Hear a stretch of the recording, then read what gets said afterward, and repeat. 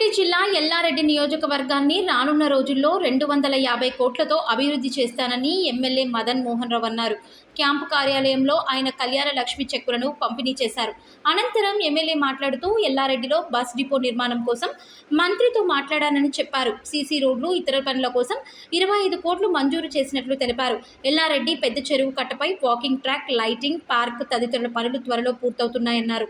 ఎల్ఓసీలు, CMRF చెక్కులు అందించడంలో రాష్ట్రంలో ఎల్లారెడ్డి ముందు ఉందన్నారు. ఎల్లారెడ్డి ఐటీఐ కళాశాలలో పూర్తి స్థాయిలో అన్ని కోర్సుల నిర్వహణ జరిగేలా చర్యలు తీసుకుంటామన్నారు. నాయకులు Saibaba, Vinod, councillor Kudumala Satyanarayana, society vice chairman Prashant Goud, Vidyasagar, Gopi, Gaffar, Srinivas Reddy, Venkatareddy, Samuel, Usha Goud పాల్గొన్నారు. మున్సిపల్ శాఖ మంత్రులు వారి కూడా అభివృద్ధి జరుగుతూ గడ్డు పరిస్థితుల్లో కూడా ఈరోజు పోయిన ప్రభుత్వం ఖాళీ చేసిన ఖజానాలో కూడా డబ్బులు లేకున్నా కానీ మరి ఎల్లారెడ్డి కూడా 25 కోట్లు నిధులు రావడం జరిగింది. అన్ని వార్డులలో డ్రైనేజీలు, రోడ్లు కూడా కంప్లీట్ చేయబడుతుంది.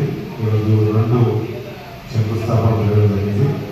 మరి నిన్ననే ఎల్లారెడ్డి పట్టణంలో మున్సిపాలిటీ ఉంది కానీ మరి ఇక్కడ కూడా ఎల్లారెడ్డి ప్రజలు కానీ, పిల్లలకు కానీ, ఆడుకోవడానికి కానీ, వాకింగ్ చేయడానికి, నడవడానికి కానీ లేదు కనుక ఎల్లారెడ్డి పెద్ద చెరువు దాన్ని సుమారు 5.5 కోట్లతో సిఎస్ఆర్ ఫండ్స్ కింద, అంటే కంపెనీ ఫండ్స్ కింద ప్రయత్నం చేసి మరి ఆ పెద్ద చెరువును వాకింగ్ ట్రైల్గా చేయడానికి నిన్ననే ఆర్డీఓ గారు జీవిత స్థిరంగా స్వప్నం రావాలంటే మరి పొన్నం ప్రభాకర్ మినిస్టర్ గారిని ప్రత్యేకంగా కలిసి నేను ఎమ్మెల్యే నిధులు కూడా మొన్న బస్తీతో కావాలని చెప్పి కూడా మరి ఇట్లాంటి కార్యక్రమాలు కాంగ్రెస్ పార్టీ తరఫున చేసుకుంటున్నాం. మరి గవర్నమెంట్లో నిధులు కాంట్రాక్టర్కు డబ్బులు ఇవ్వకుండా ప్రస్తుతానికి కాంట్రాక్టర్ వదిలిపెట్టడం జరిగింది. కాంట్రాక్టర్తో కూర్చొని మాట్లాడినప్పుడు కాంట్రాక్టర్ డబ్బులు ఇస్తే స్టార్ట్ చేస్తారని చెప్పారు. దానికి ఉప ముఖ్యమంత్రి గారితో మాట్లాడి వారితో త్వరితగతిన వారి నుంచి 4 రోజుల్లో కూడా కాంట్రాక్టర్ డబ్బులు వస్తాయి. ఇదంతా పోయిన గవర్నమెంట్లో జరిగిన సమస్య. పాత పెయింటింగ్ బిల్లులు ఈ గవర్నమెంట్ ఇవ్వట్లేదట.